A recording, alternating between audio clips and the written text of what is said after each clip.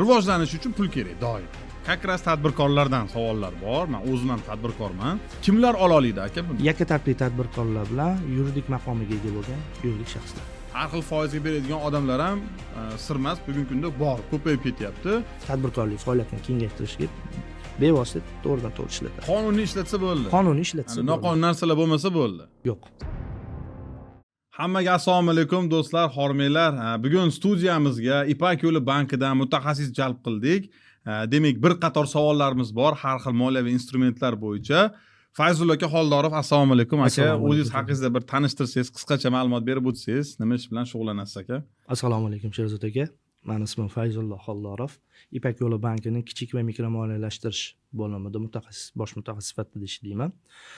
Bizning asosiy faoliyatimiz tadbirkorlik faoliyatini qo'llab-quvvatlash. Zo'r. Aka qarang, mana как раз tadbirkorlardan savollar bor. Men o'zim ham tadbirkorman. Bilasiz, tadbirkorlikni rivojlantirish uchun, demak, biznesni o'sishi uchun yangi filiallar ochiladi, оборудование sotib olinadi, xodimlar kengaytiriladi va hokazo. Juda ham bir rivojlanish uchun pul kerak doim. Endilikda bugungi kunda nima bo'lgan? Rivojlangan narsa ko'chada odamlar pul kerak bo'lganda, pul zarilib turib, ko'chadan pul tortishni boshlashadi. Har xil foizga beradigan odamlar ham sirmas bugungi kunda bor, ko'payib ketyapti. Har xil tashkilotlar ham bor. Biz sizga qilib beramiz, boshqa qilib beramiz, ajratib beramiz pul takoy foizlarda deb. Endi ularning ko'pi noqonuniy aka. Qonuniysini men bilganim bu banklar, chunki ularning litsenziyasi bor, ular nazoratda va hokazo. Bugungi kunda aka Business Express degan yangi moliyaviy instrument chiqibdi sizlarda. Tadbirkorlarga zo'r qulayliklari bor ekan. Shu haqida qisqacha bir ma'lumot berib o'tsangiz aka. To'g'ri aytasiz Sherzod aka. Business Express maqsadsiz kredit turi hisoblanadi bizada. Buni afzalliklaridan bittasi mijozi hisob raqamiga to'g'ridan-to'g'ri pul mablag'ini o'tkazib beramiz. Shu joyga men ham qiziqdim. Primoy shotiga tashlab berasiz. Primoy shotiga o'tkazib beramiz. Tadbirkor xohlagan ehtiyojiga tadbirkorlik faoliyatini kengaytirishga bevosita to'g'ridan to'g'ri ishlatadi. Qonuniy ishlatsa bo'ldi. Qonuniy ishlatsa bo'ldi. Noqonuniy narsalar bo'lmasa bo'ldi. Yo'q. Sizlar so'ramaysizlar, qayerga ishlatding, nima qilding, отчет beradigan narsa yo'q. Yo'q, unaqa talablar bo'lmaydi. Biznesni rivojlantirish uchun ehtiyojlarga bemalol ishlataveradi. Bemalol shotga tashlab berasiz. Hisob raqamiga to'g'ridan-to'g'ri o'tkazib beramiz. Bo'ldi. Okey. Kimlar ola oladi aka buni? Yakka tartibli tadbirkorlar bilan yuridik maqomiga ega bo'lgan yuridik shaxslar. Demak, barcha yuridik shaxslar va yakka tartibli tadbirkorlar ham olishi mumkin. Xo'p, tushunarli. Necha yil muddatga beriladi? Bu produktimizda maksimalniy srogi 10 yilgacha. 5 yilga $500,000, 5 yil muddatgacha $500,000 ajratamiz, 10 yil muddatgacha $200,000 ajratamiz. Demak, 10 yilgacha ham olsa bo'ladi, 5 yilgacha ham agar oladigan bo'lsa $500,000 tortsa bo'ladi. Albatta. Agar yo ko'proqqa kerak menga, 10 yilga olaman desa, unda $200,000 ajratiladi. Ya'ni sizlarga hujjatlar topshirib $200,000 olib turib, uni qaytarilish muddati 10 yil hisoblanadi. 10 yil hisoblanadi. Bo'ldi, tushunarli. Endi aka, takoy hammani qiziqtirgan savol, nima qilish kerak buni olish uchun aka? Ya'ni birinchi tartibini so'ramayapman, qayerga murojaat qilishdi, uni keyin so'rayman. Nima bo'lish kerak? Bir zalog bo'lish kerakmi? Просто tak bermaydi-yu aka bank pulni. To'g'ri. Kredit ta'minoti bo'lishi kerak. Undan tashqari kredit ta'minoti bo'lishi kerak. Undan tashqari faoliyat yurgizilayotgan bo'lishi kerak. Asosiy mana shu ikkita mezon. Ikkita mezon.